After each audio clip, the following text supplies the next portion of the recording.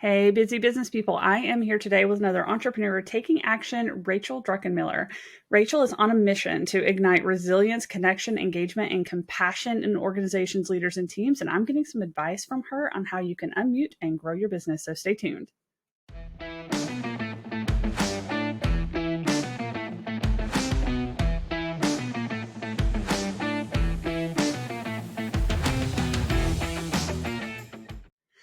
All right. Rachel, thank you so much for coming on today. I know you get to speak for lots of people and motivate lots of big teams. So thank you and welcome. Thank you for having me. I love having conversations with other entrepreneurs. There's just something magical about kind of being, in that space and in that community.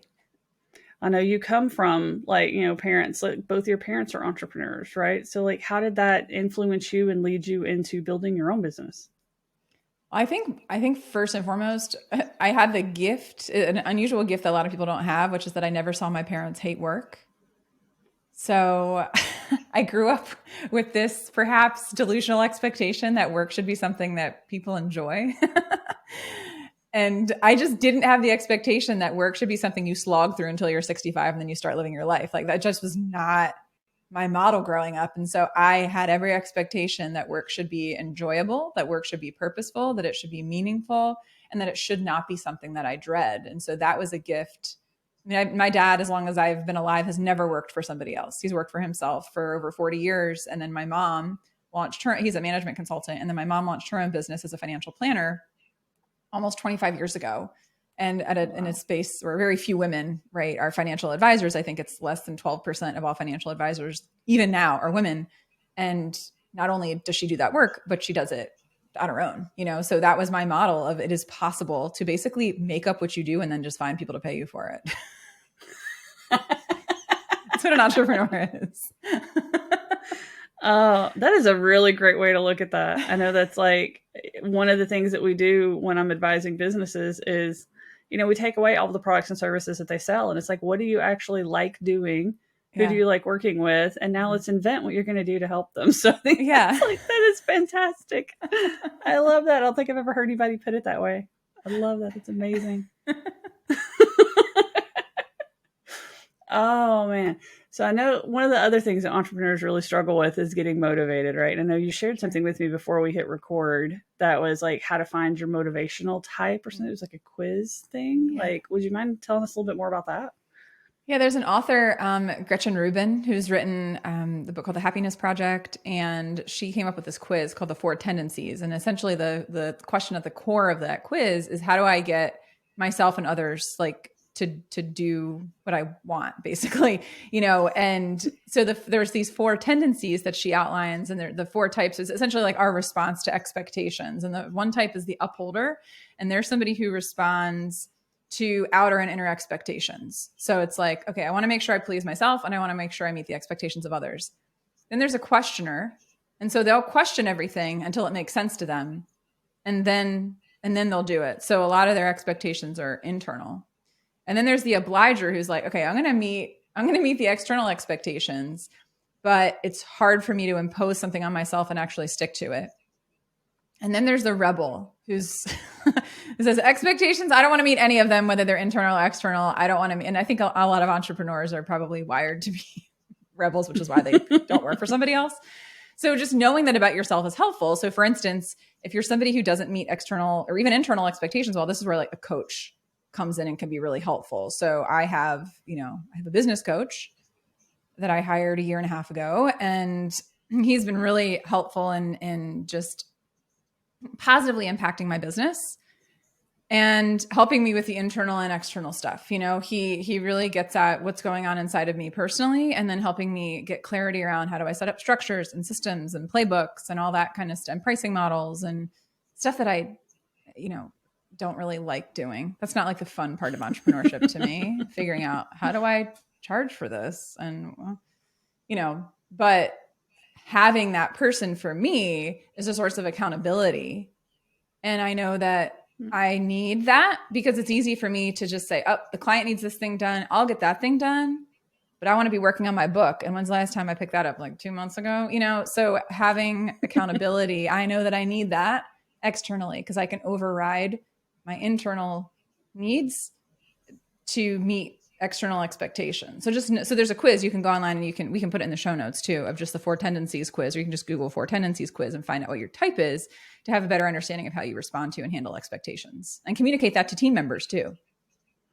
I think that's really neat. I know getting motivated is something that so many people struggle with. And it's, there was one thing, it's like a dieting thing, like bright line eating or something weird. But she had this one little quote that just kind of stuck with me. She's like, you don't have to be motivated necessarily. You just have to be committed. Because if you stay committed, then eventually the motivation will come. Yeah. Right. Like it's hard to be motivated when you're doing something you don't want to do, when you're doing something new, when you're getting outside your comfort zone, and then you're trying to commit to that day after day after day. It's not going to be very motivational, yeah, unless you do something and you experience like this immediate quick win. That's part of why people struggle with like diets and stuff. Is, it's a big change. You're having to make a big change, and it's not fun until it is. The first time you get on that scale and you're like the lowest you've been in 2 years, or and then it's like, yay, score. Yes. But that one stuck with me. I don't know why. It's like being motivated is always a really hard thing to do, especially as entrepreneurs, right? We stay busy. Sure. We're constantly busy. And it's like whenever we end up with like free time, like we build up our systems and our processes and we have free time, and then we go find something new to do. Yeah. Like, I'm bored, right? Like the mess, right? Sort of the life of an entrepreneur is like, we get bored easily, right? It's like, I want to do something else. I want to create, and it's like squirrel, right? It's like squirrel, shiny penny syndrome. And we can exhaust ourselves by doing that. I for sure fall into that camp, which is why, again, coaching is helpful, because it's like, okay, yep, we'll deal with that. But what do we need to deal with right now? Like, well, yeah, we'll get to that. Okay. But right now, here's the priority. So sometimes having somebody else, when we can't focus ourselves, having somebody else focus us can be really helpful and really powerful, for sure. Yeah, absolutely. I know it's so easy to get distracted by stuff, and that leads to burnout, and it leads to just frustration and just feeling like you have to take everything on, yourself. Mm-hmm. Like what I know you advocate for people to speak up and like unmute, which is something that really, really, really speaks to me, and part of why I wanted to have you come on today. Cause it was like, I was sharing with you before the call that changed my life. Literally pressing unmute on Zoom calls changed my life. Cause I was going to like digital marketer coaching calls, and, they had these accountability things, and I wasn't doing my homework. And so I wasn't going to the call cause I didn't want to be called out by teacher. And, I was like, I'm just going to go. I'm paying for it. I'm going to see if it's worth it. I'm just going to go. And I did. And I turned my camera on and I unmuted literally and participated in the conversation. And it has changed my life. I mean, that was a year and a half now, probably 2 years ago. And the friends I've made just from doing that, and then speaking up, it's like, can you speak to that a little bit? Just the power of speaking up and like why you should do it. Yeah. Of advocating for yourself. I mean, as somebody, so candidly, I feel like somebody might we see people in different spots in their life, and we're like, oh, you've always been that way, right? And we make an assumption. And, I've always been somebody who's spoken up for things when I'm, like, I haven't done it relationally, but I've done it like in school. I was somebody who, in, my sophomore year, I was like, our summer reading program sucks. And everyone hates reading, and that defeats the purpose. And I wrote a proposal when I was 15 to the heads of the English and history departments and told them how I thought we should change the program to make it so that didn't defeat the purpose of what I'm sure they were intending, which was, getting people to like reading. And I saw at 15 that I could use my voice to advocate for something. And they actually changed the program. They changed the structure of it. They changed from one voice of a 15-year-old. Wow. So I saw things like that, and I was like, oh, I can have an impact. I can influence things. But then I didn't speak up when I felt like my feelings were hurt, or I felt left out, or I felt excluded, which happened a lot. And that took a long time for me to be able to communicate that I was, if I was hurt by somebody, or, if I had a need that I wasn't expressing. So for me, burning out 5 years ago and getting mono was something that shifted things in me, because it made me realize in a really strong way that I could not keep doing everything by myself. I had always been this person that I wanted everyone to think I could handle it. And I wanted everyone to be impressed by me. And I wanted everyone to think I had it together, and that I was competent, knew what I was doing, and that I had all the best answers, and that I had all the best ideas. And I just heaped this pressure on myself over and over and over again until I got to the point where I just could not handle the weight of that pressure or expectation that I had put on myself. Nobody had put all that on me. I put that on myself. We have to acknowledge that as entrepreneurs. What are you putting on yourself? Be honest with yourself. What are you putting on yourself, and what are other people putting on you? And I started to ask for help. I started to open up. I started to share when I was struggling, and it totally shifted my speaking, the nature of what I did as a speaker, because I was finally willing to be vulnerable in a way that I previously would have been like mortified to share the inner workings that I didn't want anyone to actually see or know about. But that was the thing that actually helped me, move forward as a speaker, because people found it to be relatable. Imagine that. The very thing I was trying to not connect over was the very thing that actually people were going to connect with me the most. So I think being willing to ask for help, it took me a year I launched my business September of 2019. It took me until going through the pandemic, going through a car accident where I was hit by a truck and fractured my back in May of 2020. It took me until February of 2021 to hire support, a year and a half after starting my business in the midst of all that craziness. And I'm like, why did I wait so long? Like, why? So it's like we wait. It's like, oh, it's not the perfect time. I don't know if I have the money to do it. What it does to free up your mental capacity to hire somebody that can take on stuff that you should not be doing is tremendous.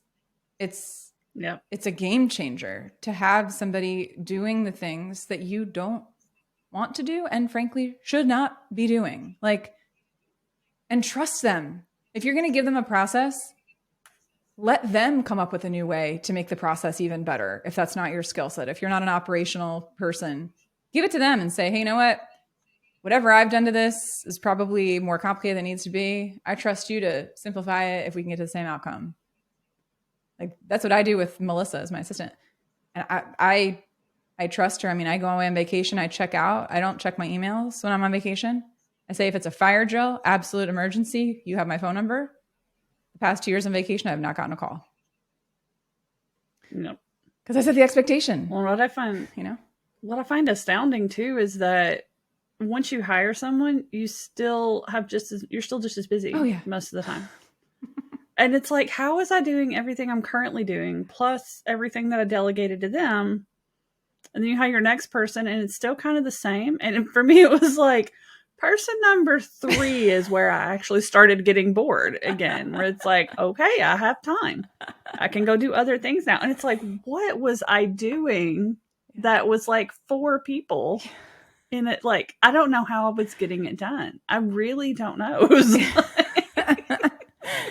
that was a fascinating thing to me, but it was amazing as I started hiring people and letting them, really trusting them too. That was a huge difference. Like, once I started trusting them to meet with clients without me, to have conversations with clients without me. And then I was like, the first time I didn't go to a meeting, I was just kind of sitting here and like, I know he's meeting with the client right now. I hope it's going good. Yeah. And then it was like a client that I know really well. So I messaged him when it was over and I was like, so how'd he do? Great. He did great. So yeah, it's like that kind of stuff is just fun to me. It's just fascinating, like why we put that off for so long. Mm-hmm. Exactly what you said. Like, why do we put that off for so long? And then being honest, it's like, I don't know about you, but when people ask me for advice and they don't tell me the whole story and I can't give them the best advice, and it's so frustrating for me. Yeah. But then I found out I was doing the same thing when I was asking other people for advice, and I wasn't willing to be vulnerable. I wasn't willing to share, like, okay, but maybe I'm in this situation because of a few bad decisions that I might or might not have made. Don't judge me. And it's like, I know, it's like we're so afraid to be judged, or I think especially when we're with our peers, right? That makes it even more challenging because it's like, I'm around people that I want to, respect me, that I want to get along with. And I think I'm in like this unique perspective where I work with people to build up their personal brands, right? We help them write their books. We help them do more with like blog and social and that kind of thing. And so I'm getting to get behind the scenes because it's like, what is your big mission? What is it you're like setting out to do in the world? And we get to talk and we get some of their story and things like that. And I get that vulnerability. Yeah. And it was like these people that I admire the heck out of them, that I would have never thought that they ever had trouble. Like, they seem like a business genius from day one, right? They just had it. They knew what they were doing. They were rocking it. Nothing ever could have possibly gone wrong then or now. And then I get to see that from them. And it's like, oh, so this is normal. Yeah. I'm normal. I'm not crazy. I'm not bad at this. Yeah. Yes. That is just fascinating to me. Yeah. Just utterly fascinating. It's true. It's like everyone struggles. Some people are just better at hiding it. You Yeah. know? Well, I mean, some people I think get through it a little bit easier, or they manage to they've already like discovered this trick of being vulnerable and asking for Mm-hmm. advice and getting the good Mm-hmm. advice instead of the bad advice because you didn't tell someone the whole story. Yeah. And so they get through it faster. Mm-hmm. I think it's probably the biggest difference between like some of our mentors and things that we look at. It's like, oh man, I want to be you when I grow up. Like I'm almost 40 years old and I still tell people Mm-hmm. that, like, I want to be you when I grow Yeah. up. And some of them are younger than me, and it's like, just, I don't know, it's fascinating to me that it's like they've already figured some of this stuff out. It's not necessarily that they're, that much better at business or they're more Mm-hmm. experienced, Right. but maybe not necessarily that much better. They figured all this crazy stuff out about hiring Uh-huh. people and taking time off and asking for the right advice and being vulnerable and finding the good people to talk to. And I know you even mentioned that you had hired a bad Yeah. coach. Like you've got a good one right now that's moving you in the right direction, but Mm-hmm. you've done the bad coach thing Sure. too. So I mean, like, what was that like? Well, I knew I needed a coach. Like I was sort of scrambling. This was in let's see, the late summer of 2020. So it was about a year after I launched my business. And I was like, there's certain things I just don't know. Like, I never had any sales training. You know what I mean? Like I was a director of well-being at a benefits consulting firm and I made that job up too. And I was an entrepreneur before I was an entrepreneur. And I knew I wanted to hire somebody to help me to grow my business in ways that I didn't know, right? Like there's that unconscious incompetence, right? There's stuff there's things that I kind of like know that I don't know, or conscious incompetence. Things I know I don't know, but I don't know what those things are. And so I want someone to work with me to help me kind of figure those things out. And so I hired her, and the way that it worked was like it was a 3-month contract. And so you had to hire her for 3 months, and then you had to pay that up front, and there were no refunds. Which at first I was like, okay. And so we would meet every week. And what it started to feel like very quickly for me, like she taught me some helpful things about a sales process, like modifying things in my sales process. And I created a document that I use that for. And then she ended up using my document. So it's like, who's coaching who here? This is weird. That I helped modify and improve my sales process. So I got to yes or no more quickly with clients, which was basically I would have the discovery call with them, and then I'd put the proposal together, and then we would schedule on the discovery call, we would schedule the proposal walkthrough call. And so I wouldn't send it to them ahead of time, which like they probably wanted, but I would on the spot, I would say, take 15 minutes. I'd walk through the proposal. I'd walk through the explanation. I'd say, here's how we arrived at this number, such and such. And then I would send it to them as a follow-up and just find out what their timeline was for decision-making. So that way I got to see their like response, and it was good for me to practice saying the numbers on the phone in real time, which for most of us is grossly uncomfortable. And now, because my schedule is like busier than it was 2 years ago, I do a modified version of that where I record a Loom video and I walk through the proposal in a Loom video that's like 5 minutes so that they have full context. And that way it's like saves me a phone call. I do feel like I got to yes or no more quickly when I just did it in real time. But anyway, so she did help me have some insight around certain things like that. But I got to tell you, within a couple calls, she said, I've never had a client that's had such organic growth in their business of people just coming to them without them like reaching out. Like I've never worked with, thinking to myself, so why am I hiring? Like, why did I hire you? If like I'm already doing more than any client you've ever worked with. Like I started to think to myself, and I started to dread the calls. I'd be like, ugh, this call, like I have to like give her an update. I felt like I was, it's just like an update meeting, like a status report meeting is what it felt like. And I was like, this is not coaching. So I got to the point where it was so hard, right? Where you had to break up. And I just reached out and I said, I appreciate these things about what you've done.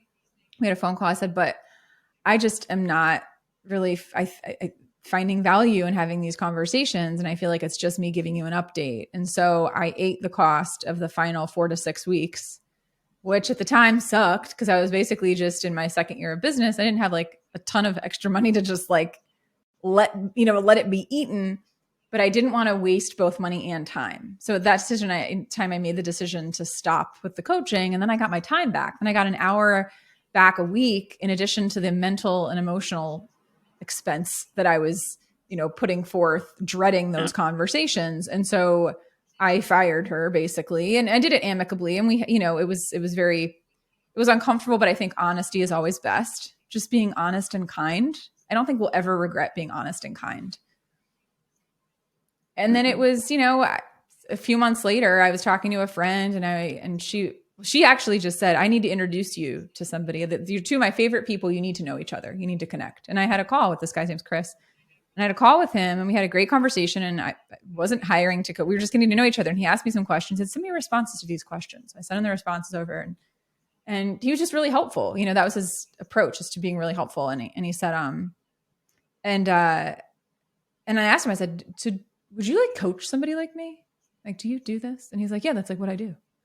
And so then we started working together. And so now every month we have 2 calls, and then I send him stuff in between the calls, and I say, hey, this opportunity came through. How should I approach it? By doing that, I'm sort of saving myself that emotional energy.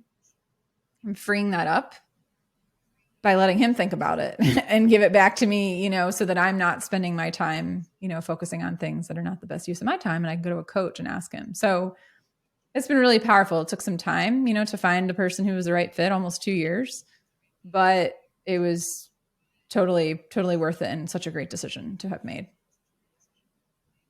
I mean, that's important. I think when you're hiring a coach, like, it has to be somebody that you fit with emotionally, that you fit with personally, and that you fit with, from a career perspective.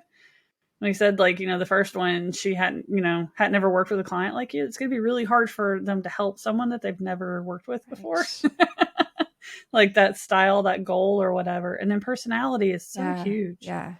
I mean, you have to like working together. And I think that's really important. But I love what you did, because I feel like sunk cost bias is something that causes us to put a lot of time, energy, money, effort into things that we've already purchased. And you're like, yeah, this was painful, but we're just not going to invest money, emotional energy, and time into this. Like, we can let the money go and get back the time, the emotional energy. And I feel like that is so important.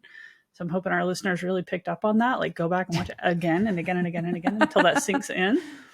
Because I feel like that is so important. We do this with like everything. We do it with tools. We do it with networking programs. We do it with courses. We do it with like all kinds of stuff that we invest into. And we're like, yes, I'm going to like get value from this.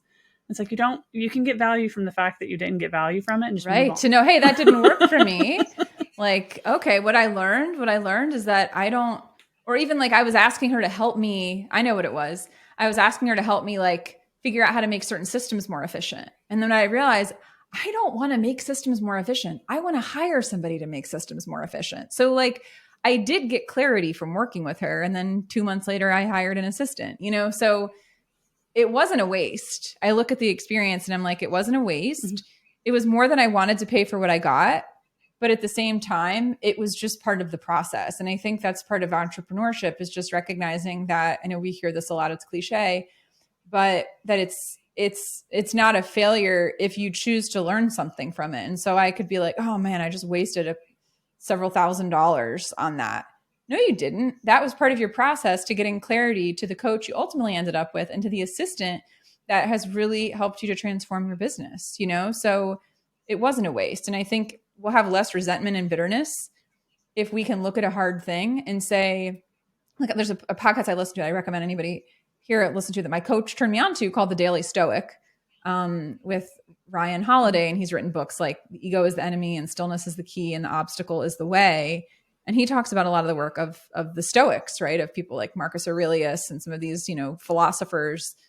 And a lot of one of the things they talk about is like, sort of like loving the hard things, loving the things that didn't go well, not just the things that did, because the things that didn't go well will ultimately be a building block or be something that gets you closer to getting clarity on what does work or what you do want, or to have greater appreciation for what you do have, So that would be another one I'd encourage folks to check out if they're looking to create.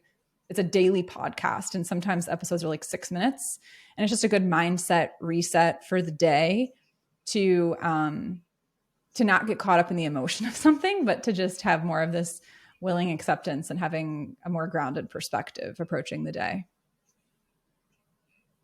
I think the only thing that I see that might be kind of the flip side to that sometimes, which I mean, I absolutely 100% agree with everything you said, but I've also met entrepreneurs that take it like, sorry, that take it like way, way too far. And now they're like investing in all kinds of things and using the excuse that they learned something from it to justify a bad investment. Because it's like, we don't always like, I think you have to, one of the things you said was you have to intentionally choose what you're going to learn from it. You have to like look and, introspectively be like, what was it I actually got from this experience? Some people don't do that. And they're like, yeah, I bought into it, but it didn't really work out. And, you learn from that. Now I know that doesn't work. And it's like, okay, but that's not good enough to keep justifying ongoing bad investments. You'd be more discerning. What I'm hearing you say at the root of that is really like be discerning. Like my discernment, I don't know what's the most technical or scientific thing. One of the things I use for discernment is I notice what I feel pulled into. So I noticed from like an emotional, even a physicality. Like when I signed up for a professional speaking program 4 years ago, I was sitting in a room and I literally felt like my heart was going to beat out of my chest. And I felt compelled, like, you have to sign up for this. It wasn't just like a FOMO thing. It was this is going to be a catalyst for you. And it was. That training was the catalyst that made me realize I wanted to leave my job. The group was called Heroic Public Speaking. And 6 months after enrolling in the program, I told my boss I was leaving, and 3 months later I left. And I'm now almost coming up on my third, year anniversary of running my own business.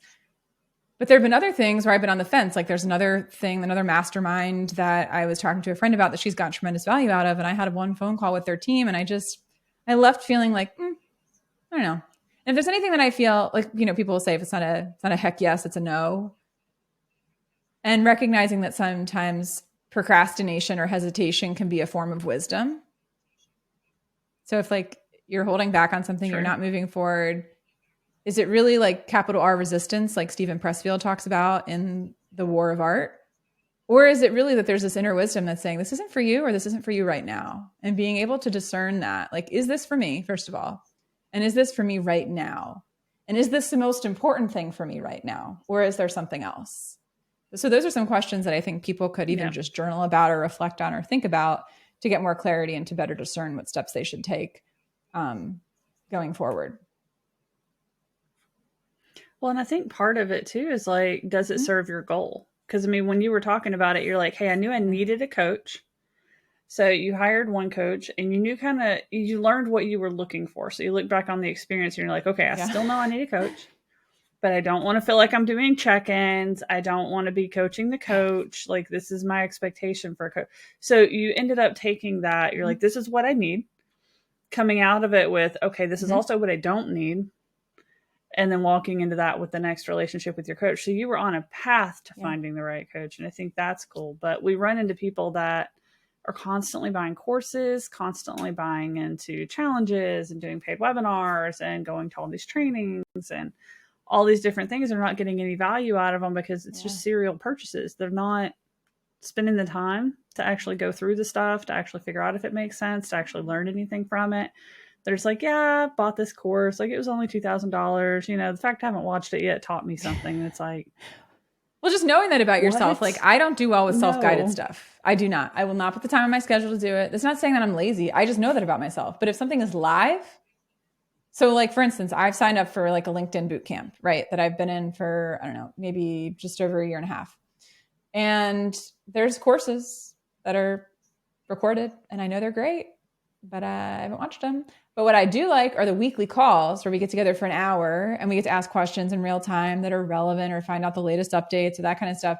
I make time for that on my calendar. So I'm like, that's an hour. I know I'm going to do it. Will I eventually pull out and do pieces of the online course that's recorded? Yeah. But I don't have any sense of urgency around that. But I don't want to miss the real-time stuff that's most relevant to me. So just knowing that about yourself, like I don't do really well with courses that are pre-recorded. Some people love that. Some people are like, I will absolutely do it. I know I'll commit to it. I'll put it in my schedule to, go in and watch those videos for 10 minutes or whatever. Yeah. And I know that right now, that's not the best way for me to learn. And so knowing that about yourself can help you make better decisions about what you sign up for. And so for me, I just know that if something is live and in real time, I will get more out of it than if it is recorded. Like, helpful. Yep. I'm the same way, especially if it's like a library of resources. Like when I first signed on with Digital Marketer, you get like this huge library of just hundreds of workshops and courses and certifications and trainings, and just, it's overwhelming. Like I'm not going to go through all that.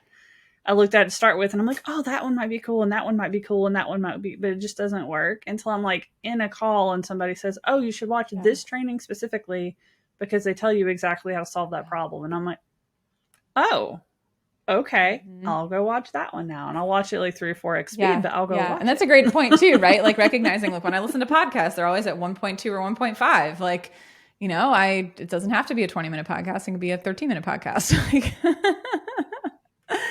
Yep. Oh, I've even got a Chrome extension so that I can speed videos up even faster than what it'll allow you to do in the thing. So like there's some people that when they're talking, like Donald Miller, I can put him at like 5x, 5.5x, because he just talks so slow normally that it's just. What's that extension? Just so anybody is including me.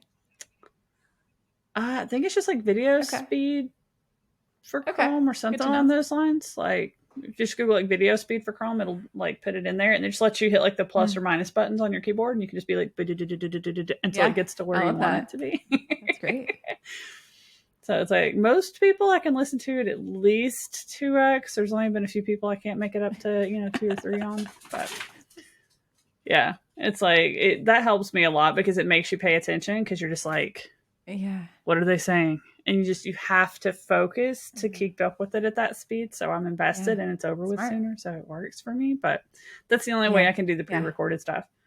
And it's like I got a little ruined on that after a little while because then I would go to live things and I'm like, I need to speed you up. This is like it's painful. I know. People are like usually telling me to slow down because I do talk pretty fast. But yeah. Oh, I went through some of the Donald Miller trainings for like StoryBrand stuff like that when I was becoming a StoryBrand certified guide, and I had to like watch some of the recordings and things. And I was like, I went through all of those, and then we had the live things with Donald Miller, and it was so painful because I was like, I've had you at like 5x for like 2 days, and now I'm like, oh, please, like I'm trying really hard not to fall asleep and be like that one student in class. It's just like. I don't want to be a bad student, but this is a struggle. Yeah. It's like, it was so bad. He's a great guy. I don't mean to pick on him too bad. Donald Miller is he's a great guy. Brilliant. Yeah. And like just absolutely fabulous in person and has given me some amazing advice. But yeah. Oh man. When you struggle to pay attention to people when they're talking, woo, he will put you through your paces. Well, I know we're kind of coming up on our time here, and I want to give you a chance to kind of tell people like, what do you do? How do they get in touch with you? Like, what's your happy place? So I love working with organizations and associations as a keynote speaker. I'm often brought in. Someone will say, we need someone to energize, engage, and connect and be interactive. And we really mean interactive, not just, you know what I mean? Like we've all been to experiences and it's not hokey and it's not kitschy and it's not cheesy, like we've all been through that too. Genuinely meaningful and valuable interactive experiences that are actionable. I'm really big on 3 things when I speak and train. Storytelling. So back to Donald Miller, like everyone connects to story. I don't care who you are, everyone connects to story. So compelling storytelling. Evidence-based insights, because the part of me that's really logical and rational wants and questions things, wants proof. And I often work in spaces with really technical people, like in accounting or engineering or software engineering or IT consulting or finance and banking. Like these are very left-brained people that need that kind of evidence. And so I get that. So I integrate that in, but not in a way that feels like, let me click through another chart and data point. I do it in a way that's accessible and then actionable insights so that people walk away, they have an experience in the session, they walk away and they're like, oh my gosh, I can use that right away. That's the goal. I mean, if you go to these sessions and you walk away feeling temporarily inspired and then a day later you're like, well, now what? Now what do I do with any of that? I like to be somebody that people walk away from an experience with me and they say, oh my gosh, I have the now what? And I feel really inspired. And I've had people walk away from experiences and change jobs or ask for the support they need or have conversations with a significant other or book a vacation or go for a promotion. Like people leave these experiences and they do something and then they tell me about it. And so that is really what gets me going. So I do a lot, in corporate, across a variety of industries. I mean, I've really worked in everything from healthcare to education to to training and to, IT and finance. I mean, kind of across the board to manufacturing, like, it's kind of runs the gamut. And I also do leadership training and facilitation. So again, for groups that are looking, how do we build engagement? How do we foster more intentional and thoughtful leadership? How do we build more resilience? All of these things are at the core. How do we connect more effectively to ourselves and each other? That's like really at the core of what I'm doing. And so, whether that's with a group of leaders or women leaders or emerging leaders, I love doing this work and seeing the transformational impact of it. And so that's how I do it: keynote speaking, workshop facilitation, and leadership training around some of those topics. Yeah. Wow, that is absolutely awesome. And so where can people find you? Quickest, easiest way is LinkedIn. I'm on there a lot, posting things that I hope will be thought-provoking and inspiring, and sometimes singing to people, as you know. And then on my website is unmutedlife.com. And then I'm on the same on Instagram, that my handle is @unmutedlife. So those are some places to go to get started. And I know both of us, we love hearing messages from people. Like, so if someone, listen to this conversation, send us a message. We don't think it's weird. People are always like, this is weird. I don't want you to think I'm strange. No, we love to know that you were impacted by something. So email us or message us or tell us, if you found value in this conversation. Absolutely. I think it's one of the craziest hacks that I've ever learned to meet people that I never thought I would be able to meet. Is just literally send them a message. Like, if you read someone's book, send them a message and tell them what you thought about it. If you, reach out to them on social media and tag them in a post, like, this is absolutely amazing. Or, even replying back to emails, because, everybody's got, we all send, bulk emails out to everybody on our list. We all do it. And start replying to those. You will have some of the most crazy, inspiring conversations that you've ever had, just replying to somebody and being like, this is really interesting. What made you decide to even think about talking about this or whatever, and just ask a question. And it is truly interesting conversations that happen. So even the people that you think you wouldn't ever get the time of day with will answer you if you're like, hey, I listened to your thing and it was amazing and it helped me and I did this. Or I read your book and it was amazing and it helped me and I did this. Or it's been, I love that. Well, that's motivating me to do something that I've pondered doing for the past 3 months, and I just haven't taken the step to do it. There's an author that whose work I really love. I love Dan Pink's stuff, and he's local to me relatively. He's in DC, I'm in Baltimore. And so I've read his book, The Power of Regret, earlier this year. And I've read some of his other books too. And I'm just I've thought about just sending him a video, letting him know what I thought about this stuff. And he loves getting t-shirts from universities or colleges. And my alma mater has a very weird mascot called the Green Terror. And it's like a monster that's very scary, creepy looking. But and so I thought about I'll just record a video. So that's my commitment. So everyone listening, make a commitment as a result of listening to this. Don't just listen to this and walk away and do nothing.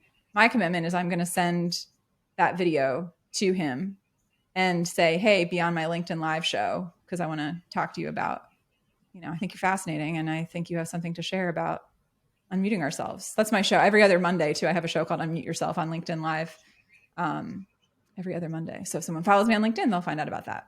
Yeah. Ooh. Awesome. I love that. That's fantastic. I will. I'll let you know. Oh, well, thank you so much for coming on today. This has been absolutely I enjoyed it. I think it'll be amazing. helpful. Again, trying to be actionable so that people can walk away and actually do something. So definitely let us know if you do something as a result of listening to this conversation. Thanks. Absolutely. Thank you guys. Until next time, make sure you go out there and build a business that enables your lifestyle instead of taking over your life. Bye, guys.